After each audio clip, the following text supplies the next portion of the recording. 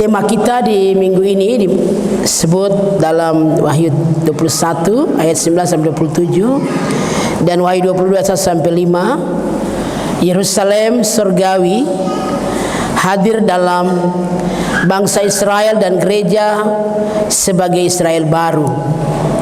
Yerusalem surgawi hadir dalam bangsa Israel dan gereja sebagai Israel baru. Kalau kita membaca kitab Wahyu dengan 22 pasal, disebut dalam kanonisasi perjanjian lama, perjanjian baru, satu kitab nubuatan disebut adalah kitab Wahyu. Kalau kita merenungkan kitab Wahyu dengan 22 pasal, kita tidak perlu banyak membuat tafsiran, karena sesungguhnya nubuatan di kitab Wahyu ini akan digenapi, akan terjadi. Makanya tadi dibilang oleh keluarga grup PKB, percayalah. Tinggal pilihan di Bapak Ibu dan saya. Tuh percayakah tidak? Atau tuh masih ragu-ragu dan tuh anggap itu biasa-biasa, atau janji-janji yang kosong. Dalam firman Kejadian sampai Wahyu tidak ada yang ngomong kosong. Semua tuh ya dan benar. Amin. Sehingga kalau kita merenungkan kitab Wahyu, kita sudah mulai berhati-hati, sudah mulai merenungkan bahwa akhir zaman hampir datang. Atau Wahyu 3 ayat 11 bilang, aku datang segera, bertobatlah dan percayalah. Mari kita melihat tentang seorang yang bernama Yohanes yang dipakai Tuhan luar biasa.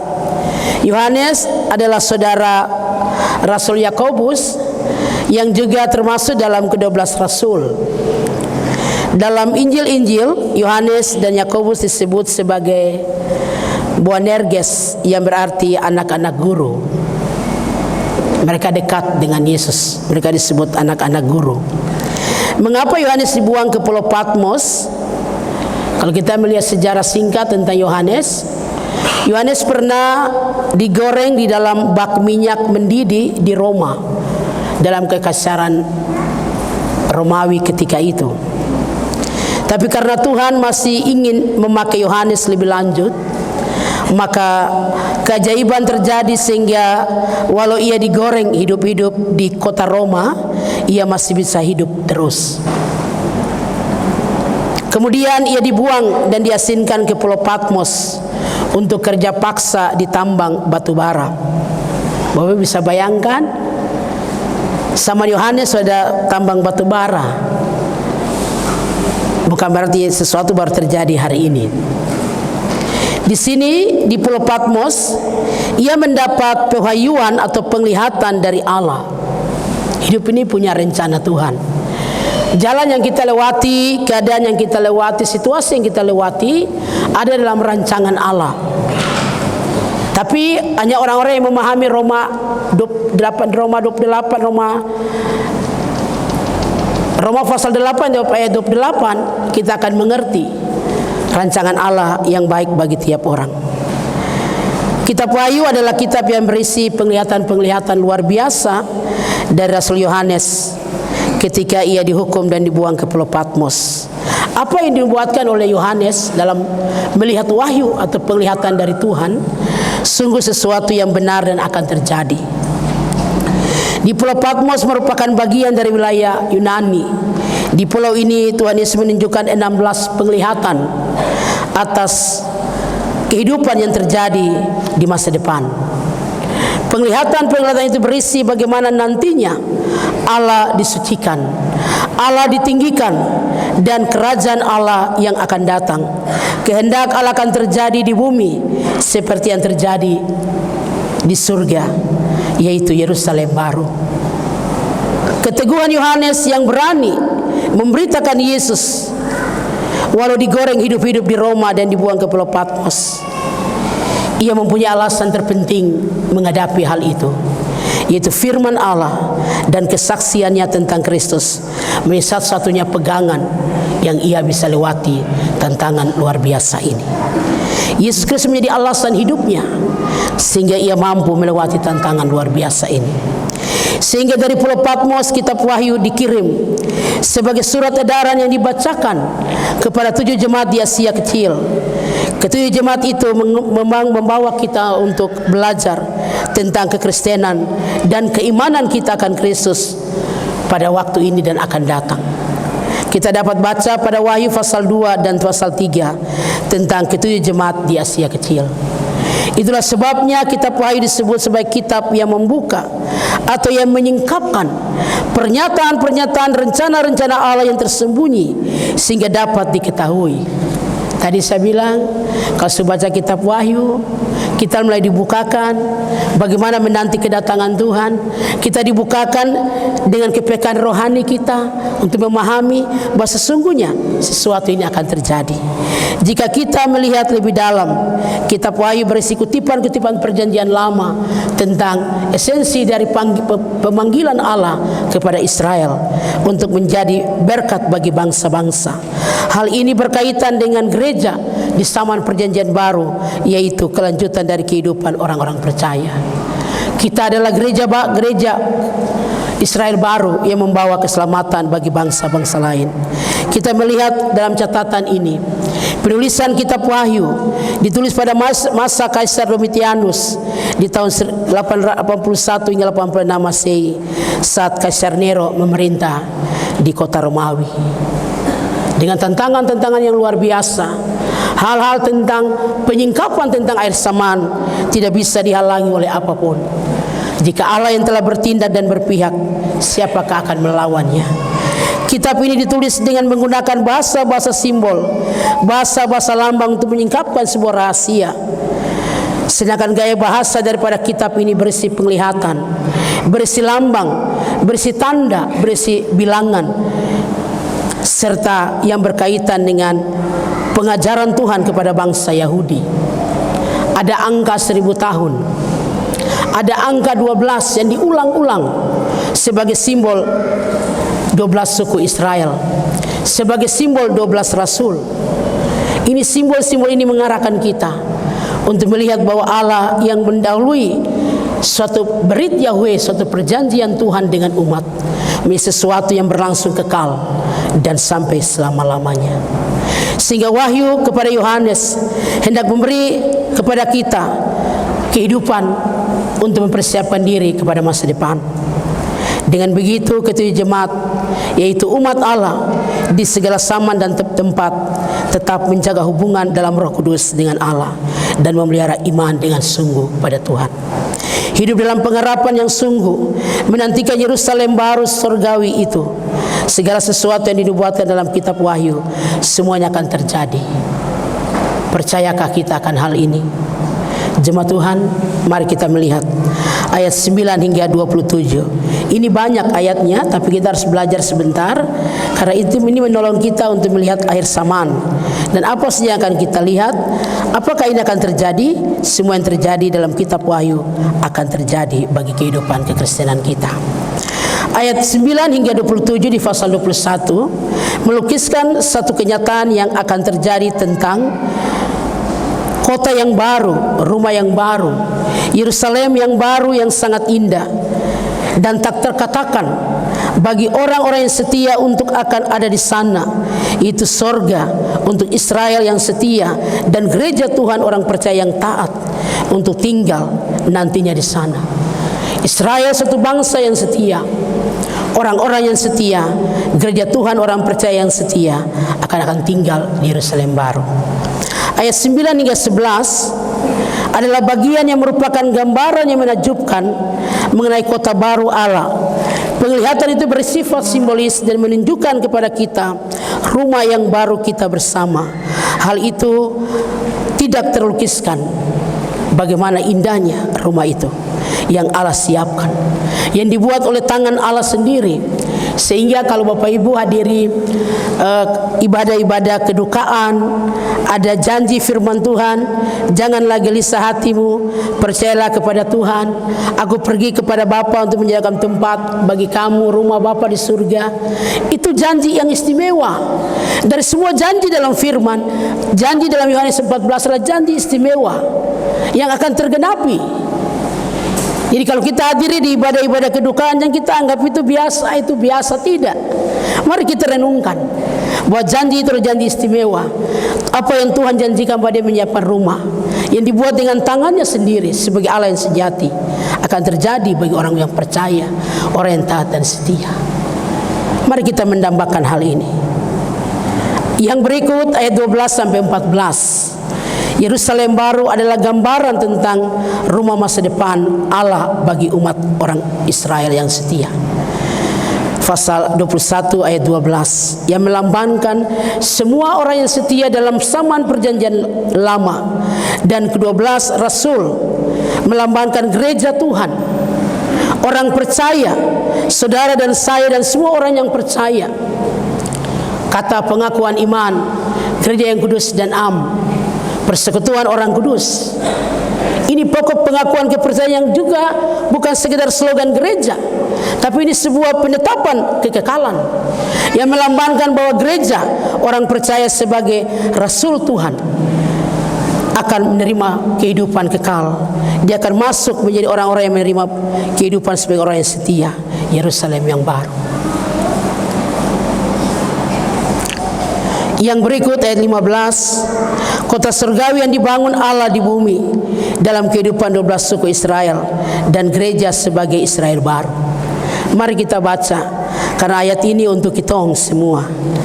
Mari kita bersiap diri untuk menyambut bagian ini. Ayat 15, dan ia yang berkata-kata dengan aku mempunyai suatu tongkat pengukur dari emas untuk mengukur kota itu serta pintu-pintu gerbangnya dan temboknya. Tuhan Allah punya otoritas untuk mengukur keadaan kota itu, dan apa yang dilakukannya sah. Tembok-tembok yang besar dan tinggi menggambarkan perlindungan, kedamaian, keamanan bagi penghuni kota untuk memelihara berkat dan karunia dari Allah. Kalau Bapak Ibu bangun rumah tipe 100, tipe 80, tidak mungkin tidak ada kunci. Tidak mungkin pakai floor biasa. Dulu orang pakai keramik, sekarang ini granit. Salah satu granit di GKI Klesa pecah, kita cari 80 susah. Kan dapat barangnya dari mana? Pesan jauh di Surabaya.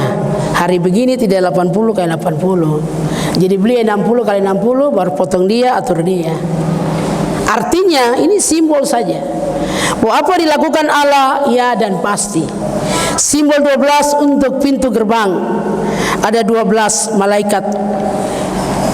Tertulis 12 suku Israel. 12 pintu gerbang adalah gambaran 12 suku Israel yang berasal dari Allah. Hubungan istimewa Allah dan umatnya, tapi juga menunjuk pada gereja Tuhan sebagai Israel baru. Ayat 15 menjadi lingkaran merah untuk Bapak Ibu dan saya, bahwa kita menjadi gereja Tuhan sebagai Israel baru dalam karya iman kita akan Yesus Kristus. Semua ini terkarya dalam Yesus Kristus karena iman kita akan Tuhan. Jadi hanya melalui Yesus Kristus sebagai Tuhan dan Juru Selamat, Israel dan gereja sebagai alat keselamatan yang dapat masuk ke kota Allah. Kota itu mempunyai 12 batu dasar. Ini menggambarkan 12 rasul dari Allah yang sesuai dengan 12 suku Israel. Tongkat pengukur dari emas menggambarkan kuasa dan kemurahan Allah yang membangun kota itu. Dia yang memelihara, melindungi dan menjaga kehidupan umatnya dalam kota itu. Kalau Bapak Ibu dan saya bangun rumah baru, apa yang kita pikir? Taruh anjel helder kah? Atau taruh security 4? Karena perlu toh, minta pemeliharaan Allah. Amin. Tuhan akan jaga. Ayat 15 untuk saja Bapak Ibu, supaya kita menjadi gereja Israel baru untuk masuk dalam rumah kekekalan. Ayat 16 dan 17, Allah membangun kota untuk kemuliaan namanya. Bapak Ibu coba lihat baik-baik ayat-ayat ini. Ukuran-ukuran kota itu melambangkan suatu tempat yang akan menampung semua umat Allah. Dan uniknya, semua ukuran isi semua berkelipatan 12. Ini angka untuk umat Allah yang setia. Ada 12 suku di Israel, ada 12 rasul yang merintis gereja mula-mula ketika peristiwa pencurahan Roh Kudus. Tembok Yerusalem 100 berukuran 144, yaitu 12 kali 12 asta atau 65,8 meter lebarnya. Ada 12 lapisan di dalam tembok itu dan 12 pintu gerbang di dalam kota, dan panjang, lebar serta tingginya semuanya sama 12.000 stadia atau 2,240 km. Ini gambaran dari luasnya kota Yerusalem baru. Merupakan suatu kubus yang sempurna bentuknya, seperti ruang Maha Kudus dalam bait suci 1 Raja-Raja 6 ayat 20. Ukuran-ukuran ini menggambarkan bahwa rumah baru ini sempurna bagi kita, gereja Israel baru, orang-orang percaya yang setia akan masuk dalam kota yang baru ini. Mari kita menggambarkan, mari kita merenungkan. Saya bertemu dengan seorang ibu, dia bilang, "Pendeta, saya punya anak ini cuma 2. Kalau saya meninggal nanti, saya anak dulu nanti masuk surga kah tidak?" Saya sedih ini. Tapi saya percaya dia menjadi anak-anak yang beriman, dan ketika akhir zaman mereka ada dalam surga.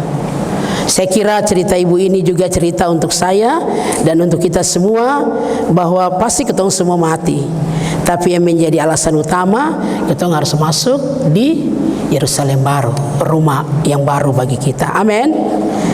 Ayat 18 sampai 21, bahan bangunan dari kota itu menggambarkan kuasa dan kemuliaan Allah. Biasa kalau kita bangun sesuatu, misalnya rumah, saya kembali lagi contohnya, yang mewah dan semua terisi dengan baik, orang akan mengukur bahwa dia punya uang. Ayat 18 sampai 21 mengatakan bahwa bahan bangunan dari kota itu menggambarkan kuasa dan kemuliaan Allah. Kita membangun rumah dengan tipe apapun karena uang kita, no problem. Tapi kita minta hadirat Allah, kemuliaan Allah.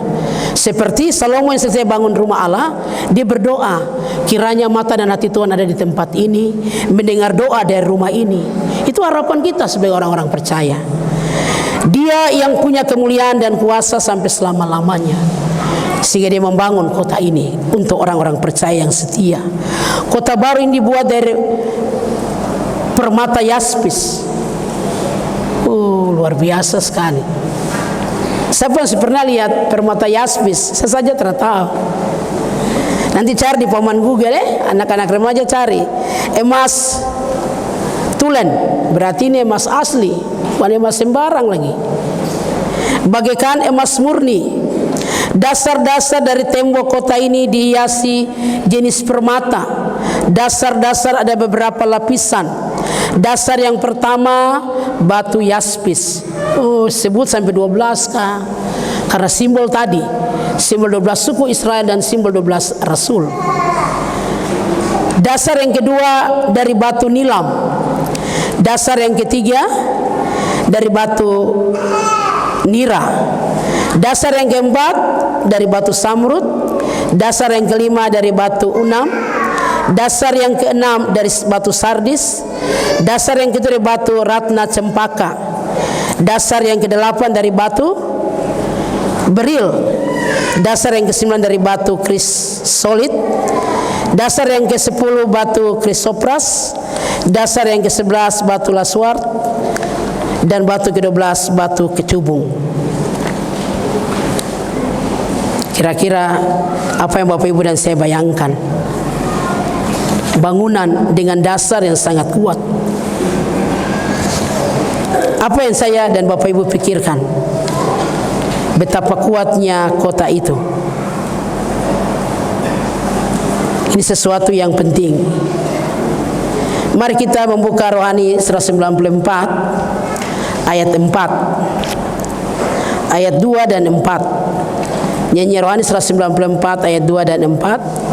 Di tepi sungai Hayatlah tempatnya, kota baka yang beralaskan ratna. Tampaklah pintu mutiara cerlang, jalan mas tulen bercahaya terang. Ayat 4, itulah kota tempat pertemuan kita semua. Dihimpunkan Tuhan dalam terang surya yang tak terbenam. Kristus menang atas malam kelam. Nyanyian inilah nyanyian pengharapan, bahwa apa yang dinyanyikan dalam nyanyian rohani 194, ya dan pasti akan terjadi pada waktu kedatangan Tuhan. Kota yang indah itu. Ke-12 mutiara, setiap pintu gerbang terdiri dari satu mutiara, dan jalan-jalan kota itu terdiri dari emas murni bagaikan kaca bening.